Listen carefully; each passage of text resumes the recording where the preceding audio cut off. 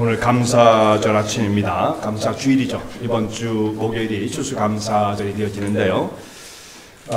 우리가 하나님 앞에 오늘 감사 예배를 드리기 위해서 이렇게 모였는데 같이 인사를 드릴 때에도 당신 때문에 행복합니다로 인사를 했는데 정말 우리 심령 속에는 행복이 있는가? 지금 몇 분들은 좀 그렇게 행복해 보이지 않는 것 같아요. 몇 분은. 내 얼굴이 다 나타나요. 여러분도 한번 안 되더라도 한번 좀 이렇게 화사하게 너무 행복해 한번 만들어 보세요. 점점 그러니까 이렇게 출구신 분들 계시는데 예, 행복하게. 자, 나는 정말 행복한 삶을 살고 있는가? 아니면 나는 오늘도 불행하고 일은 꼬이고 되는 것이 없고 마음이 짜증과 불만만 가득한 삶이 이어지고 있는가? 내가 불행하다고 한다면 나는 왜 불행한가? 내가 행복하다고 한다면 나는 왜 행복한가? 여러분 이유가 있어야죠. 어떤 분들은 물론 이유 없이 불행해. 이유 없이. 근데 모든 매사가 다 그냥 속상하고 마음이 안 좋고 그런 거예요. 그런데 여러분 내 삶에 왜 의욕과 기쁨과 이 소망, 행복이 내 영혼 속에는 충만하지 않을까? 그 이유는 멀리 있지 않습니다. 아주 간단합니다. 내가 오늘 이 시간 감사의 마음이 내 영혼 속에 없기 때문이에요. 틀림없는 거예요. 이건 100%, 100점짜리의 답입니다. 내가 행복하지 않다라고 한다면 감사의 마음이 내 영혼 속에 존재하지 않기 때문입니다. 내가 행복하다고 한다면 오늘 이 시간도 뭔가가 너무 감사해서 그런 거예요. 근데 그런 말을 하면 많은 분들이 이렇게 반문을 할 겁니다. 쉬운 대답을 할 수 있어요. 목사님, 내가 감사할 게 있으면 왜 감사 안 하겠어요? 이렇게 대답하겠죠, 당연히. 불만투성이, 모든 세상에 불만투성 일들이 내 주변에 가득하니 그걸 보고도 어떻게 감사할 수가 있겠어요? 내가 그렇게 신령이 폐배 꼬인 사람은 아닙니다. 감사할 거리가 있으면 저도 그 정도는 감사할 줄 아는 사람이에요. 이렇게 대답을 하고 싶으시겠죠, 많은 분들이. 그런데 이 대답은 완전히 틀린 대답이에요. 감사할 거리가 있어서 감사하겠다는 사람들은 어떤 상태에 와도 감사할 수 없어요. 도대체 얼만큼, 어떤 조건이 돼야 감사할 수 있다는 말입니까? 내가 어떤 상태에 들어갔을 때 감사를 할 수가 있겠어요? 그 사람이 원하는 것, 바라는 것, 모든 것이 다 이루어지면 감사할 수 있을까요? 돌아서면 뭔가가 또 아쉽고 뭔가가 또 불만거리가 내 마음속에 생각내어줄 수밖에 없는 거예요. 실제로 감사한 사람들 누구냐? 내 영혼 속에 감사로 끌어넘치는 사람들의 그 사람들의 상태, 그 형편을 보면 어떤 사례냐면 이게 정말 역설적인 것이고요. 정말 아이러니한 일입니다. 불행을 많이 당한 사람들이 오히려 감사해요. 정말 역설이죠. 말이 안 되는 것 같은데 이게 그렇다는 말씀이에요.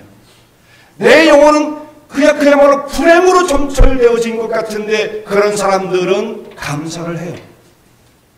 어떤 사람 아니에요. 말도 안 돼요. 에휴, 어떻게 그런 사람이 감사할 수 있어요? 그럴지 모르죠? 여러 가지 예가 있습니다. 큰 수술을 앞두고 수술대에 올라간 사람들 중에 많은 사람들이 자기의 생애를 회고해보면서 정말 하나님의 은총 가운데 나의 삶이 지금까지 진행되어 왔다는 것을 스스로 더 깊이 절실히 깨닫고 눈물을 흘리면서 감사를 해요. 내가 혹시 이 수술대에서 살아서 못 나간다 할지라도 지금까지 살았던 것은 하나님의 은혜입니다. 이렇게 고백하는 사람들이 많은 거예요. 제가 병원을 신방 가보면 정말 이제 얼마 남지 않은 생애를 갖고 계신 분들도 있다는 말씀이에요. 우리 언젠가 한 번 왔다가 세상을 떠날 수밖에 없잖아요. 그런 사람들이 그 성도님들이 저를 자꾸 무슨 얘기를 하는지 아십니까? 저는 불행해요. 감사가 없어요. 이런 분들이 별로 없습니다. 오히려 고통과 아픔을 많이 겪고 그 속에서 눈물을 흘렸던 분들이 오히려 하나님의 은혜를 더 절실히 깨닫고 하나님 앞에 감사를 해요. 정말 이상하지 않습니까?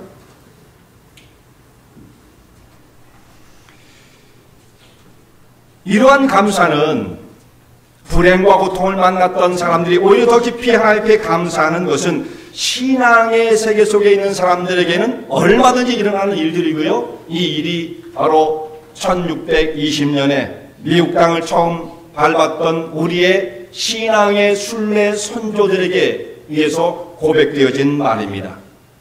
필그림 파더스라고 하는 말을 하는 이 사람들, 이 땅에 처음 신앙을 자유를 찾아서 그 위험한 미지의 땅을 찾아 대상을 건너서 정착했던 청교도들, 이들이 메이플라워를 타고 1620년 9월 16일 날 영국의 플리머스를 출발해서 대상을 횡단하게 되어집니다. 66일의 항해 끝에 이제 보스턴 그 근처에 있는 플리머스, 거기 뭐 그때 이름이 없었죠. 이들이 이제 자기가 떠난 항구 이름을 거기에 붙이게 되어집니다. 거기에 도착을 했는데 102명이 도착을 했습니다. 항해 기간이 66일이나 걸렸어요. 그때 도착을 해보니까 원래 이 사람들이 그때 오려고 했던 것은 아니에요. 좀 더 일찍 오려고 했었는데 여러 번 시행착오를 거치면서 배가 고장을 일으켜서 할 수 없이 자꾸 연기되다 보니까 늦게 출발하게 되었고, 늦게 출발하다 보니까 여기 도착한 시간이 아주 기후가 나쁜 지금 이때쯤에 도착을 하게 됩니다. 11월 22일 날 그들이 도착을 하게 되었다. 이렇게 기록을 하고 있어요. 그러니까 보스턴의 날씨가 지금 지난주 무지하게 추웠잖아요. 무지무지하게 추웠잖아요. 여기들이요. 그러니까 눈은 내리고 말이죠. 도저히 이들이 그 배에서 육지에 상륙할 수 없는 상황이에요. 그리고 인디안들, 미지의 땅이기 때문에 무섭기 때문에 거기를 내리질 못합니다. 그래서 할 수 없이 배에서 겨울을 지내요. 참 얼마나 이들이 고통스러웠겠습니까? 배에서 결국은 많은 사람들이 같이 지내면서 식량 부족과 또 먹을 물이 부족했기 때문에 많은 사람들이 결국 죽게 되어집니다. 겨울을 지나고 미국의 그 동부의 겨울이 굉장히 길잖아요. 시카고처럼. 그러니까 3월달에도 추운 거 못 내리는 거예요. 4월에 돼서야 이들이 육지를 밟게 되어지고 가져온 씨앗을 그 땅에 심어 보았지만 기후가 맞지 않아서 모든 것을 다 실패하고 맙니다. 결국 생존의 위기에 몰리게 되어지죠. 결국은 다 죽게 생겼습니다. 그때에 인디안들이 이들을 찾아와서 거기에 살아남는 방법을 가르쳐 주었어요. 농사법을 가르쳐 주었습니다. 정작 이들이 인디안들의 도움을 받아서 생존할 수가 있었던 거예요. 그래서 이 가을에 대해서 추수를 한 후에 그들에게 은혜를 베푼 인디안들을 초청을 해서 아메리칸 인디안, 그 원주민들이죠. 그들과 함께 하나님 앞에 감사 예배를 드렸던 것, 이때쯤에 그것이 추수감사절의 기원이 되었던 것입니다. 그런데 이들이 102명이 배를 타고 대장을 건넜는데 1년이 딱 되었을 때에 거의 반 정도가 목숨을 잃었어요.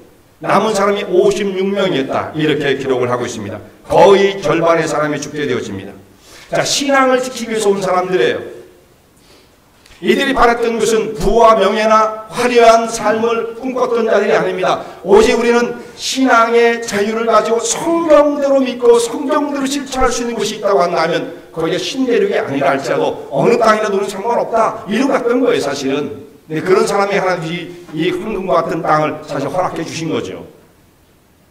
하나님만을 오직 우리는 하나님만을 섬기며 믿음으로 살기를 원하는 땅이라고 한다면 거기에 가서 아무도 간섭받지 않고 주님을 섬기고 싶다.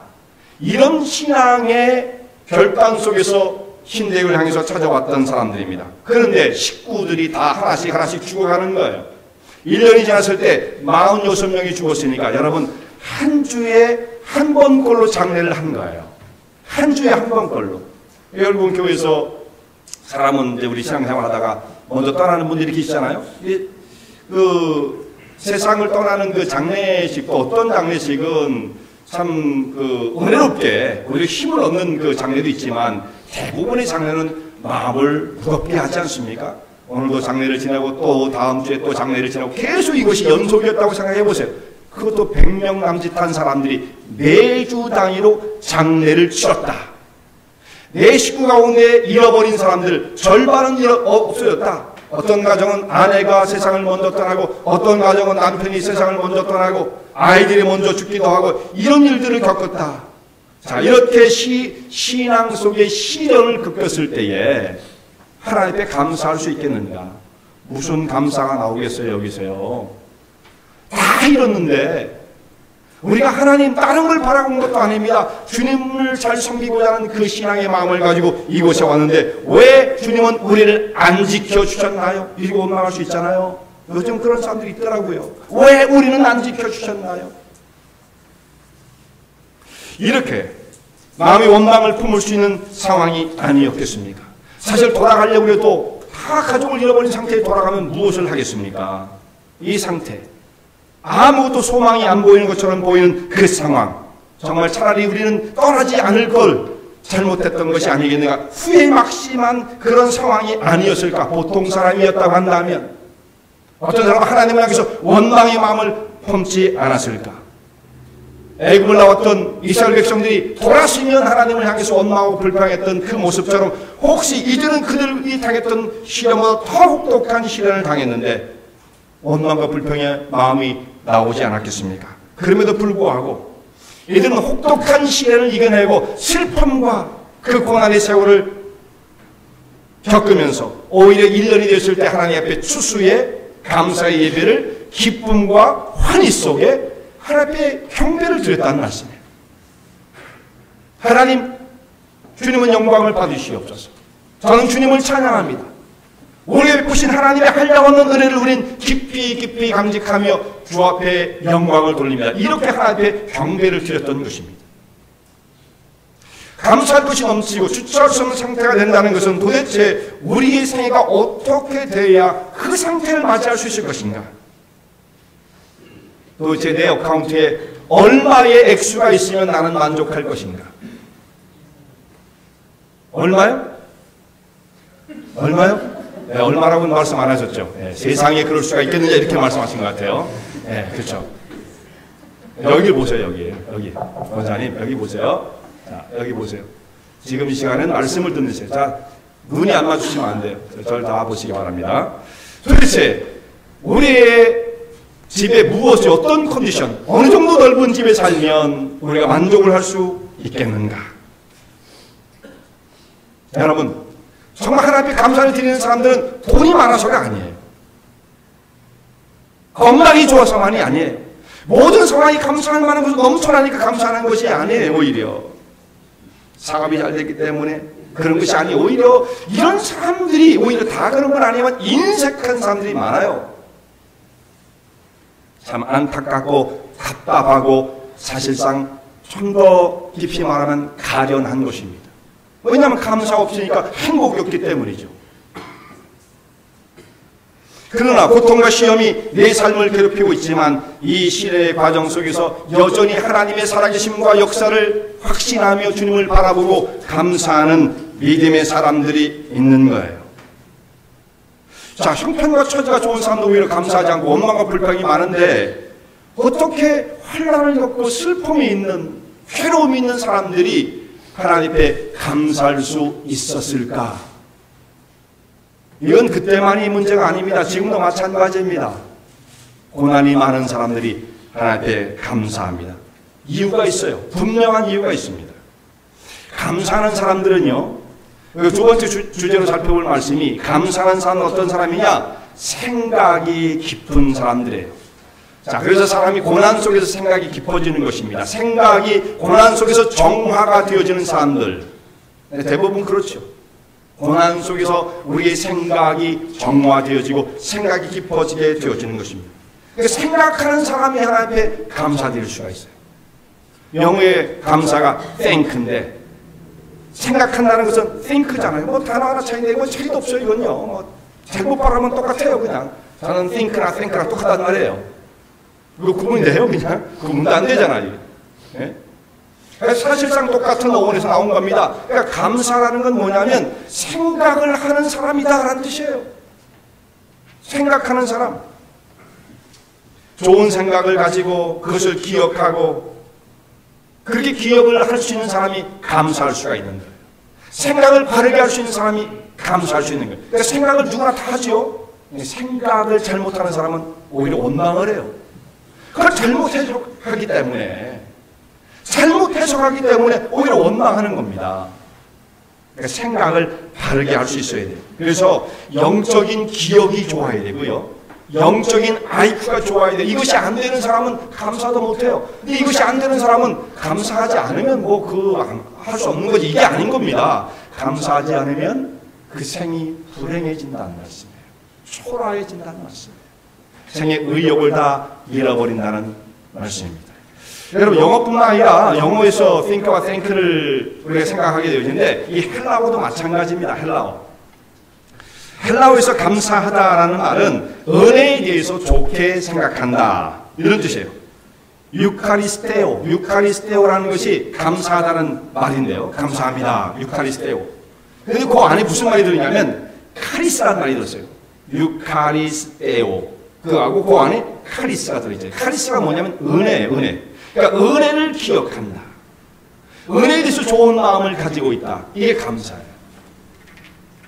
감사하는 사람, 헬라어나 다 똑같아요. 감사하다, 고마움을 느낀다. 이것은 하나님의 베푸신 은혜를 좋게 생각하고 하나님의 은혜를 기억하는 사람, 생각하는 사람, 이런 사람이 감사한 사람, 감사한 것입니다. 그런데 아무리 사람이 신앙이 열렬하고요, 신앙이 열렬해요, 막 뜨겁고 간절해요, 이런 사람이 있을 수 있죠. 간절한 건 좋은 거지만 이 종교성이 열렬하다는 것 그 자체만 가지고 신앙이 좋다라고 말할 수가 없어요. 아무리 간절해도 생각이 바르지 못하면 이게 참 불행해지는 것입니다. 위험한 사람이 되어지는 것입니다. 생각이 바르다는 것.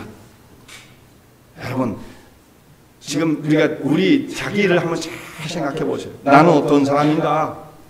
몸이 불편하고 몸이 아픈 사람들을 보면 얼마나 힘들까 생각할 수 있잖아요.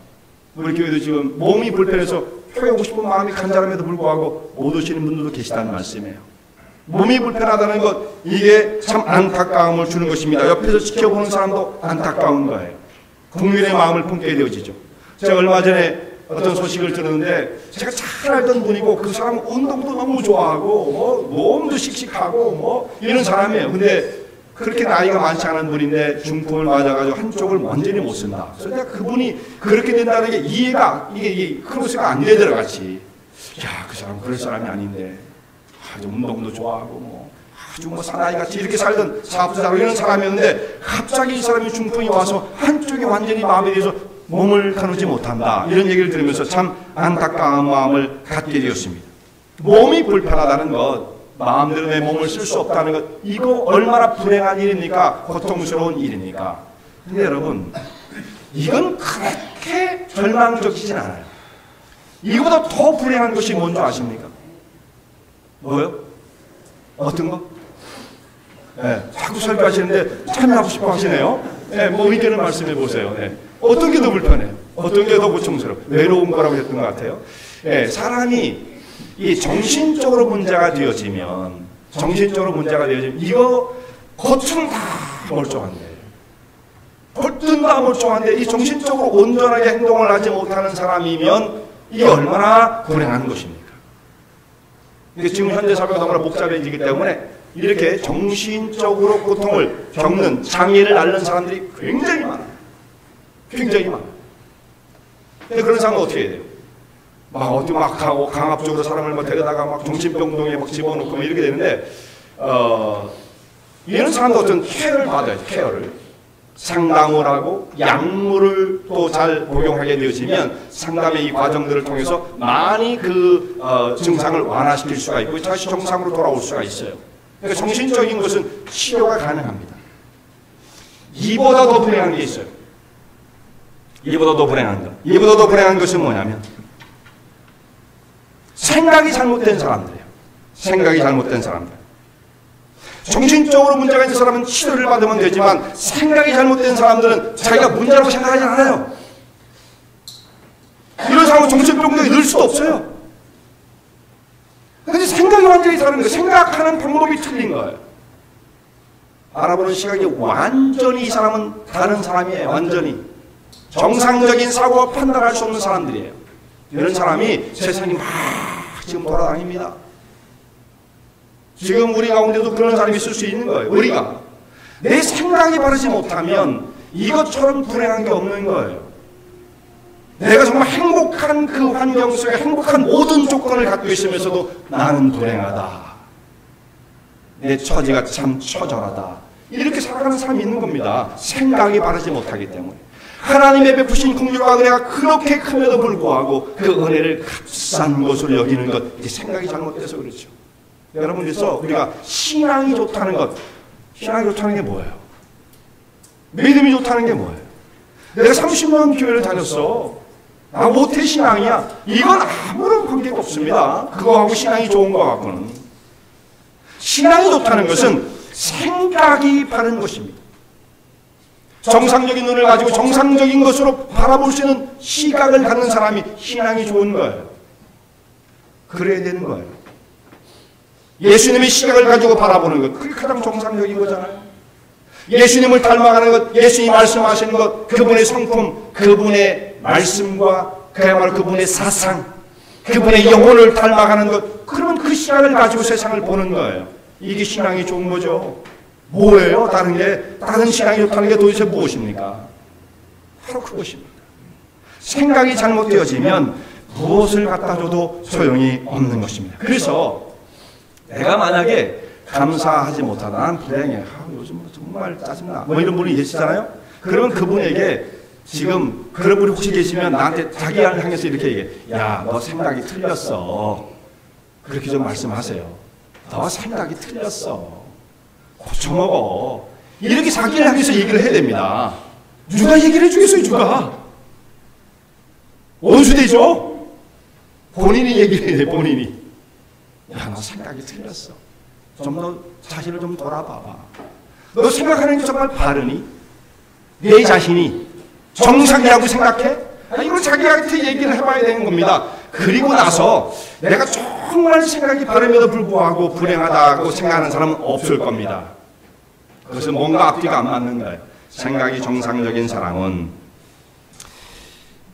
정말 이 모든 이 생각이 회복되기 전에는, 정상으로 회복되기 전에는 이 세상의 모든 것을 다 주어도 우리는 행복을 경험할 수 없다는 것입니다. 그런데 여러분, 감사를 모르게 되면 어떤 일이 우리에게 찾아옵니까?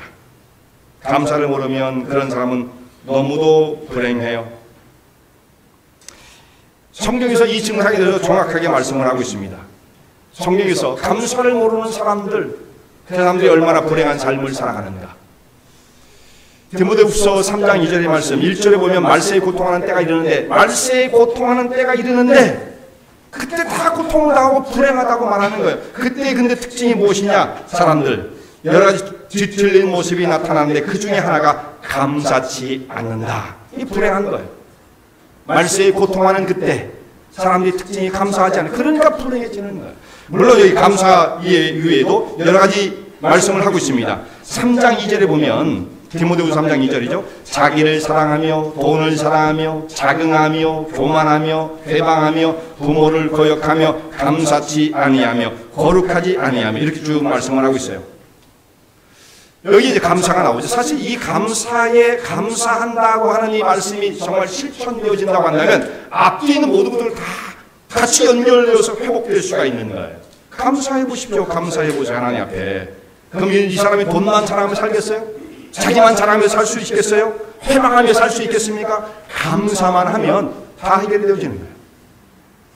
그런데 여러분, 여기서 말씀한 말세에 고통하는데 이렇게 사니까 고통스럽다는 거죠. 그런데 여러분, 마치 그야말로 마지막 때에 고통스럽게 살기를 연습하는 것처럼, 불행해지고 싶어 하며 사는 것처럼 이것을 추구한다고 한다면 어찌 우리에게 심령 속에 기쁨과 감사가 있을 수가 있겠습니까? 마치 이것을 연습하듯이, 불행해지길 연습하듯이. 이게 말이 안 되는 건데 고집스럽게 그 길을 가는 사람이 있다는 말씀이죠. 그래서 우리 현대인의 삶은 참으로 공허해졌습니다.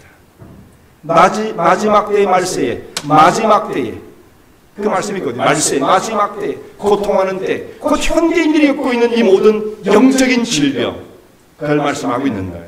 그러니까 사람들이 어떻게 삽니까? 많은 것을 가지고 있음에도 불구하고, 편리함을 다 누리고 있음에도 불구하고, 그 무슨 말하기가 무서워요? 무슨 말하면 다 스마트폰 꺼내가지고 확인해 보려고 하는 분들이 계셔가지고 말하기가 무섭단 말이에요, 지금은. 그런 시대를 살고 있어요. 얼마나 편해요. 그러니까 몰라도 상관이 없는 시대, 그런 시대죠. 완전히 평준화가 이루어진 시대예요. 그렇지만 평준화가 실현된 건 아닙니다. 그런 것처럼 보이지만 사람의 살아가는 삶의 모습은 실은 천지 차이인 것입니다. 그것을 어떻게 활용하느냐 굉장히 다른 거예요. 사람은 다 같아질 수 없습니다. 생각하는 게 다르기 때문에 그렇습니다. 우리가 과거의 사람들보다 더 많은 것을 누리고 살고 많은 것을 소유했다 할지라도 우리가 그 사람들보다 더 행복하다고 말할 수가 있겠는가? 물론 우리가 과거로 돌아가라고 하면 돌아갈 사람은 없어요. 우리가 그럴 필요도 없고요, 물론. 그런데 삶의 진로만 생각하면 우리가 그들이 누리지 못했던 걸 다 누리고 살지만 우리가 그들보다 더 행복하다고 말할 수가 있겠는가? 자, 예수님 시대에 있는 사람들의 생활을 보면 예수님께서 이렇게 말씀하시잖아요. 예수님 말씀 가운데 너희가 무엇을 먹을까, 무엇을 마실까, 무엇을 입을까 염려하지 말라. 그때 당시 사람들은 어떠했다는 겁니까? 무엇을 먹을까, 무엇을 마실까, 무엇을 입을까로 염려했다는 거예요. 지금은 우리가 이걸 갖고 염려하는 사람이 있어요? 못 먹겠으면, 그러니까 식량이 떨어지면 국가가 먹여줘요. 잘 곳이 없으면 국가가 집어줘요. 그런 시대에 우리가 살고 있잖아요. 그러니까 그거 가지고 고민 안 해요, 지금은. 지금 뭘 갖고 고민합니까? 어떻게 하면 살을 뺄까? 어떻게 하면 맵신하게 옷을 입을까? 무엇을 먹어야 당이 안 올라가나? 이러면서 고민하는 것이 지금의 시대지. 뭐 없어서 고민하는 사람이 있어요. 그러니까 그 당시 사람들은 그만큼 못 살았어요. 그만큼. 그게 뭐예요? 그 당시 사람들은 곧 먹는 문제 하루의 식량을 해결하는 그것이 한 끼의 식량을 해결하는 것이 당면한 가장 중요한 인생의 과제였다라는 것입니다. 그런 세계 속에 살았던 사람들, 그거에 비하면 우리는 너무 잘 살죠. 그런데 우리가 그들보다 더 행복하다고 말할 수가 있겠는가? 과거에 살았던 사람들보다 우리가 얼마나 고급스럽고 화려해졌습니까? 인간다운 대접을 받고 삽니다. 과거에는요, 많은 사람들이 노예의 모습으로 살았어요. 노예의 모습. 인권 뭐 이런 거 없었을 때입니다. 인권 이런 거 없어요. 대접받지를 못했어요, 사람들이요. 몸이 아프면 그냥 다 죽는 거예요, 그냥. 임금도 몸이 아프면 못 고치고 죽는 겁니다. 그 사소한 병을 못 고치는 거예요. 기술이 없으니까, 의학 시스템이 안 돼 있으니까. 사람이, 우리 임금들 가운데요, 한국 우리 임금들 가운데 아주 사소한 병으로 죽은 사람들이 많습니다. 등창이 나면 죽어요, 등창. 고름 짜다 죽는 거예요. 이게 말이 안 되는 거죠. 요즘에 그걸로 죽는 사람이 세상에 어디 있어요? 과거에는 이 병을 못 고쳐서 임금도 죽는 거예요. 근데 지금은 그보다 훨씬 더 심각한 병에 걸려서 오늘 내일 하던 사람도 병원에 가서 ICU에서 몇 주간씩 수십만 불을 들여서 사람을 고쳐놓고 돈 한 푼 안 받고 내보내는 그 시대잖아요, 지금이요. 오히려 가난하게 살아도 별로 그걸 걱정하지 않는 시대를 만났습니다. 그런데 여러분, 그렇게 대접을 받으며 살면서도 우리가 행복한 걸 못 느끼잖아요. 왜 그래요? 고마움을 모르기 때문에. 정말 그렇게 고쳐놔도 그게 다른 사람들의 모아진 정성과 지원 때문에 가능해진 것인데 정말 그래서 고마워하느냐? 별로 고마워하지 않아요. 쉽게 받은 것들은 별로 고마워하지 않아요. 정말 내가 세상에 이 사회에 미국이란 나라에 엄청난 빚을 지고 있다는 생각을 하면서 살겠습니까? 그런 거 생각 안 하죠. 그냥 럭키였어. 그냥 운 좋게 난 잘 고치고 나와서 그러고 그냥 사는 거예요. 그게 정말 고마움을 구구절절히 뼈저리게 느끼는 사람 별로 보지를 못했습니다. 그러면 그러면 그 결과가 무엇인가? 불행해지는 것입니다. 생이 그렇게 의욕적이지 못해요. 불행해지는 것입니다. 사람이 마음속에 이 감사를 잃어버리면 모든 게 다 하찮아 보이는 거예요. 여러분, 원숭이 잡는 법 아시죠? 원숭이 잡는 법. 그 원숭이가 얼마나 나무를 잘 탑니까? 이 원숭이를 사람 손으로 잡는다? 이게 거의 불가능하죠?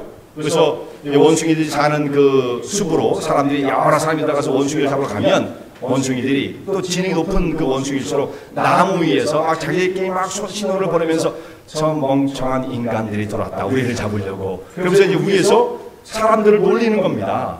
사람을 놀리는데 그게 어떻게 놀리냐면 좀 뭐 죄송합니다만 위에서 막 사람을 향해서 막 소변을 막 보고 원숭이들이 그렇다니까요. 대단한 거예요. 원숭이들이. 어떤 원숭이는 뭐 더한 것도 하고, 사람의 몸으로 막 떨어지게끔 만드는. 그래서 사람이 막 도저히 감당할 수 없어서 도망가도록. 그렇게 원숭이들이 사람을 데리고 막 장난을 하는 거예요. 그렇지만 원숭이가 잿불에 지가 넘어져서 사람에게 잡히고 말죠. 원숭이 잡는 뭐 잘하는 것처럼 조그만 호를 낸 다음에 요만한 자 같은 데다가 사람 그 원숭이 손이 간신히 들어갈 수 있는 그 구멍의 그 속에다가 원숭이가 좋아하는 그 맛있는 것,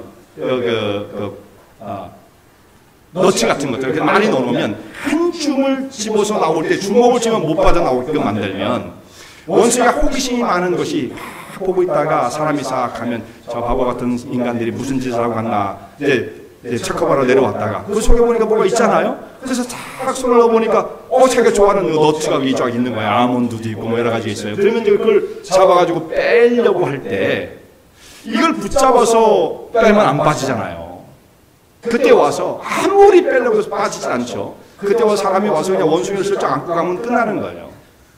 사람이 안고 가도 원숭이는 그걸 못 빼고 소리를 뚝뚝 지릅니다. 그 왜 그렇습니까? 그만큼 그거에 대한 집착이 강하죠. 자기 생명 잃어버린 줄 모르고. 원숭이들이 똑똑한 것처럼 보여도 결국은 자기 불에 그 욕심에 한 가지만 생각하는 그 미련한 마음 때문에 결국은 사람에게 붙잡히고 마는 것입니다. 그래서 원숭이를 보면서 참 어리석고 불쌍하다. 어떻게 그 손을 갖다 놓지 않고 그러고 붙잡히냐 사람한테. 그다음 운명이 어떻게 될지 모르는데 원숭이를 보고 우리는 그런 생각을 할지 모르지만 사실은 이 원숭이하고 비슷하게 살아가는 우리의 인생의 모습이 있는 것입니다. 세상에 있는 것을 더 붙잡으려고 더 붙잡으면 마치 행복이 오는 것처럼 무슨 그것이 나의 시큐리티 안정장치가 되는 것처럼 그런 거 아니에요. 우리 생명이 지켜지지 못하면 아무것도 아닌 거예요. 우리 영적인 생명이 더 중요한 것이고요. 그 물질 세상에 있는 것 이걸 잡으면 안전이 올 것이고 장수도 할지도 모르고 뭐 무슨 권세가 있을지 모르고 다 덧없는 이야기들입니다. 그것을 붙잡으며 집착하는 삶을 살아가는 사람들이 잃어버리는 게 있어요. 아무리 그걸 붙잡아서 생명을 유지할 수 없을 뿐만 아니라 더더욱 중요한 것은 무엇입니까? 거기에 감사가 없어요. 경직됨만 있는 거예요. 세상에 잠시 있다 사라진 것을 더 붙잡기 위한 경직되어진 마음, 인색한 마음을 가지고 마음속의 기쁨과 감사가 다 사라진 채 초라하게 삶을 살아가는 것입니다. 누가 만들었어요? 본인 스스로 선택하는 것입니다. 불행한 것은 주변의 사람들 때문에 불행해지는 것이 아니에요. 결국은 내가 그 길을 선택하고 있는 것입니다. 다윗은 시편의 절반 정도를 쓴 시인이었습니다. 오늘 예배를 시작할 때 제일 처음에 성시를 한 구절을 예배의 구름 속에 낭독을 했을 때 시편 138편에 있는 말씀이었습니다. 다윗의 시였어요. 그 말씀에 보면 내가 전심으로 주께 감사하며 신들 앞에서 주를 찬양하리이다. 이렇게 시가 시작되어집니다. 그는 하나님의 베푸신 은혜, 하나님의 한량없는 사랑, 나 같은 사람을 선택하여 하나님의 백성 삼으시고 이스라엘의 주권자 임금으로 세워가신 내 인생을 지금까지 책임지시고 인도하신 그 하나님의 섭리, 주의 국률 이것을 바라볼 때 하나님께 깊이 감사하지 않을 수가 없었던 거예요. 자, 성도들은 어떻습니까? 우리는 어떻게 하나님께 감사할 수 있는가? 나 아무리 생각해도 돈이 있나? 뭐 출세를 했나? 건강이 있나? 그럴지 모르지만 말이죠. 하나님께서 우리 영혼 속에 부신 그 위대한 하나님의 국률과 은혜로 말미암아 사망과 파멸의 소리를 건져내시고 우리의 생을 주의 거룩한 백성으로 영광스러운 길을 달려갈 수 있도록 생을 재촉하시고 간섭하신 그 하나님의 풍성한 사랑이 오늘도 내 영혼을 붙잡고 있다고 한다면 이거 하나로 족한 거예요.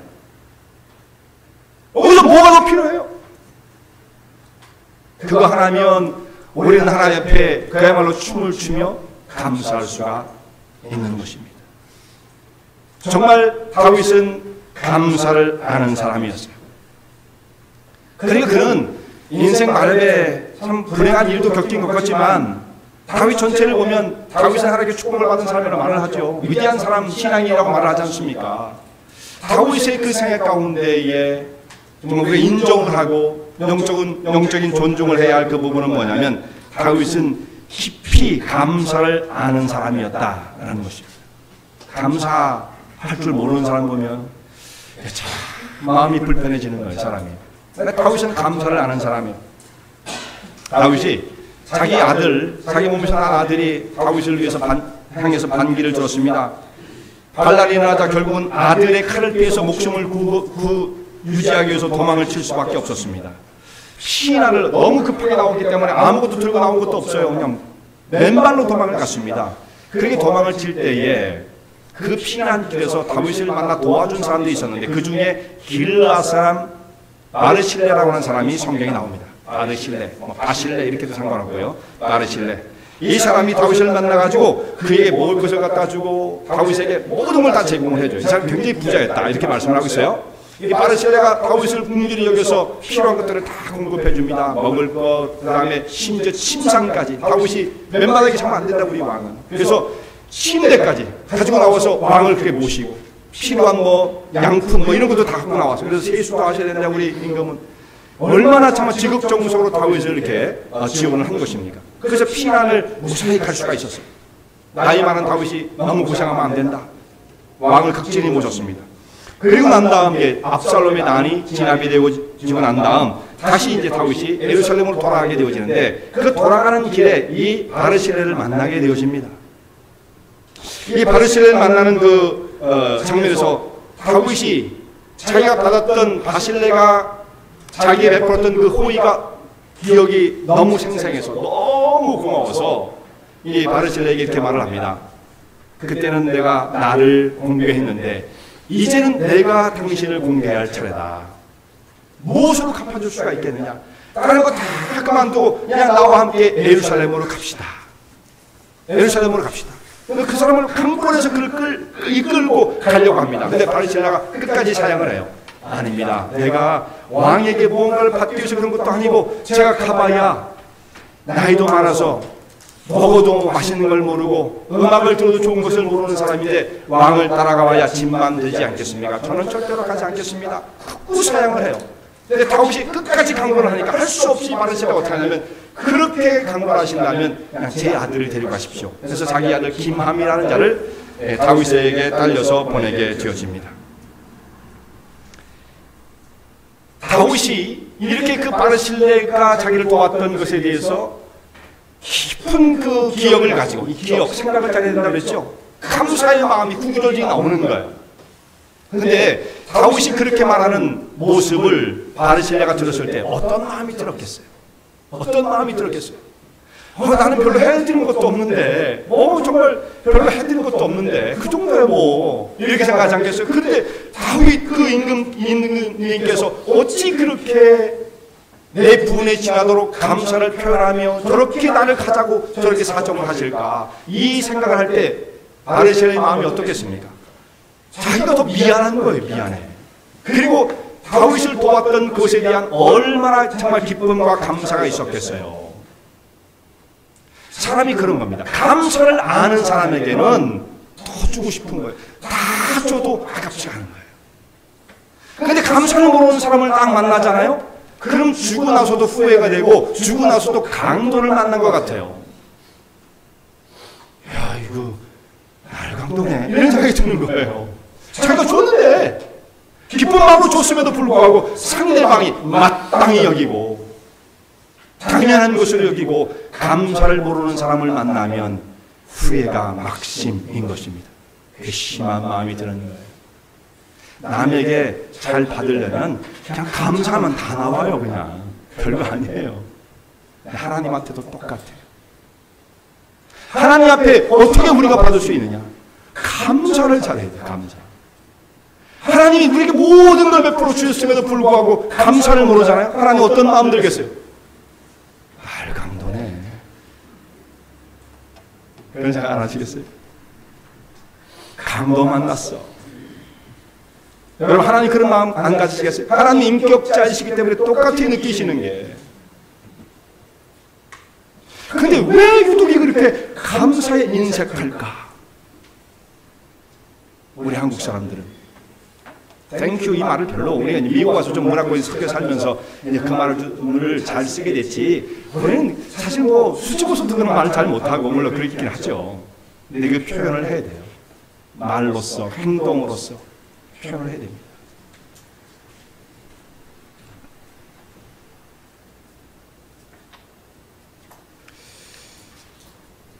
감사는 성도를 향한 우리 하나님의 뜻입니다. 오늘 데살로니가전서 5장 18절에 있는 말씀 보면 범사에 감사하라 라고 말씀하고 있죠. 온 마음과 정성을 다해서 주님 앞에 감사하는 것은 우리의 행복을 위해서도 해야 할 일이에요. 그러니까 나를 위해서 하는 거예요, 사실은. 그런데 이건 또한 하나님 명령이에요. 범사에 감사하라. 이는 너를 향하신 하나님의 뜻이다. 명령인과 동시에 하나님의 뜻이라는 말씀까지 부연 설명을 하셨습니다. 당연히 그러므로 주님 앞에 우리가 감사해야 돼요. 범사에 감사해야 되는 것입니다. 범사에 감사하는 사람, 하나님 그 사람들의 삶을 어떻게 다루어가실까? 영국의 청교도에 황태자로 불려지는 설교의 최고의, 지금 역사적인 아마 설교가로는 이분의 이름이 최고의 반열에 있는 사람입니다. 스폴전이라는 분이죠. 스폴전. 그분이 감사에 대해서 여러 가지 말씀을 했는데, 누군가 그 사람의 말을, 그분의 말을, 스폴전 목사님의 말을 정리를 해서 스폴전이 말한 감사의 10계명이라고 이렇게 정리를 해놨어요. 근데 제가 쭉 읽어보니까 그것은 스폴전이 말한 건 아닌 것 같아요. 읽어보니까 그 중에 몇 가지는 스폴전이라는 말이에요. 그래서 제가 몇 가지를 추려서 스폴전이 말한 감사에 대한 그 가르침에 대해서 몇 가지를 소개를 하겠습니다. 스폴전이 이렇게 말을 합니다. 작은 것부터 감사하라. 작은 것. 그렇습니다. 바닷물도요, 빗방울 하나부터 시작하는 거잖아요. 근데 의외로 작은 것에 정말 열쇠가 있어요. 작은 것이라고 무시하면 안 돼요. 문제 해결의 신발은 항상 작은 것으로부터 출발하는 경우들이 대부분이더라고요. 성경에 봐도 그래요. 작은 것.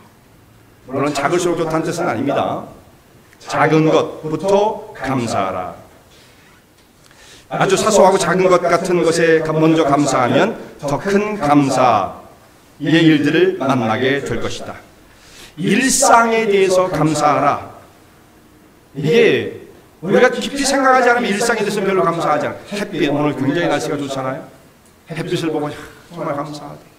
맑은 공기를 마시는 우리 미국에 사시는 성도님들은 감사해야 됩니다. 한국 가면 좀 마스크 쓰고 다니면서 애들 다 마스크 쓰고 이러고 산단 말이에요. 그리고 여러분, 제가 한번 손을 한번 크게 한번 들여보세요. 인헬 한번 들여보세요. 시작. 숨 쉬고 싶은 만큼 다 들어오죠, 공기가. 그것만 해도 감사한 거예요. 저는 숨을 못 쉴 때가 있습니다. 실컷 쉬려고 해도 50%밖에 안 들어올 때가 있다니까요. 멀쩡해 보여도. 그럴 때가 있어요. 늘 그런 건 아니고. 그러니까 내 마음대로 숨을 쉬고 사는 것도 이게 얼마나 감사한 건지 몰라요, 여러분. 그 일상의 작은 것 감사해라. 이것에 감사하는 사람, 사실 이것에 대해서 감사를 잊고 살죠. 이게 어려운 감사예요. 이것에 감사하는 사람은 더 큰 거 얼마나 더 감사를 잘할 수 있겠습니까? 문제를 만났을 때 오히려 감사해라. 왜냐하면 문제는요, 해결책이 있기 때문이에요. 결국은 크리스찬들의 문제는 디딤돌에 불과해요. 그걸 뛰어넘으면 또 다른 차원으로 우리의 신앙이 발전되어 가는 것입니다. 문제에 대해서 오히려 감사해라. 그럼에도 불구하고 감사해라. 그럼에도 불구하고 감사해라. 이건 뭐예요? 결과를 먼저 보고 난 다음에 감사하지 말고, 고난과 역정이 왔음에도 불구하고, 그럼에도 불구하고 먼저 감사드려라. 또 한 가지는 감사의 능력을 믿고 감사하라. 감사에는 이 에코의 효과가 있다는 거예요. 감사하면 더 많은 감사의 조건들이 내 생을 채우기 시작한다. 감사하는 사람이 그런 거예요. 감사하지 않는 사람, 인색한 사람은요, 맨날 불행해요. 맨날 불행한 겁니다. 감사의 능력을 믿고 감사하라. 마지막으로 모든 것에 감사하라. 자, 당시 우리의 삶 속에 하나님께서 주신 것이 아닌 것이 없어요. 다 모든 것이 하나님부터 말미암은 것이잖아요. 그 모든 것을 감사해라. 작은 것부터 감사해라. 그래서 스폴전이 이런 말을 했습니다. 이건 이제 100% 스폴전이 한 얘기예요. 100%. 별빛을 바라보고 감사하는 사람은 하나님께서 그에게 달빛을 주실 것이고, 달빛을 바라보고 감사하는 사람은 하나님께서 햇빛을 주실 것이고, 햇빛을 바라보고 감사하는 사람은 영원히 지지 않는 주님의 은혜의 빛을 주실 것이다. 이게 스폴전이 한 결론적인 얘기입니다. 이게 사실상 조그만 것부터 감사하면 점점 감사는 커지게 되어진다라는 말씀이에요. 우리가 형편과 처지가 지금 어렵다. 그것이 우리의 감사를 막을 수는 없어요. 범사에 감사해라. 모든 환경에 감사하라. 빌보서 4장 7절에 있는 말씀 보면 아무것도 염려하지 말고 모든 일에 기도와 간구로 너희 구할 것을 감사함. 문자가 있는데 그런데도 불구하고 너희 구할 것을 감사함으로 아뢰라. 그러면 모든 지각에 태어나신 하나님의 평강이 너희 마음과 생각을 채우시리라. 감사하는 사람에게 하나님의 긍휼과 은혜를 베풀어 주시는 것입니다. 감사하는 자에게 더 많은 것으로 채우시는 하나님의 은혜와 능력을 체험하시는 은혜와 진리께 속한 모든 우리의 성도인들 되실 수 있기를 바랍니다.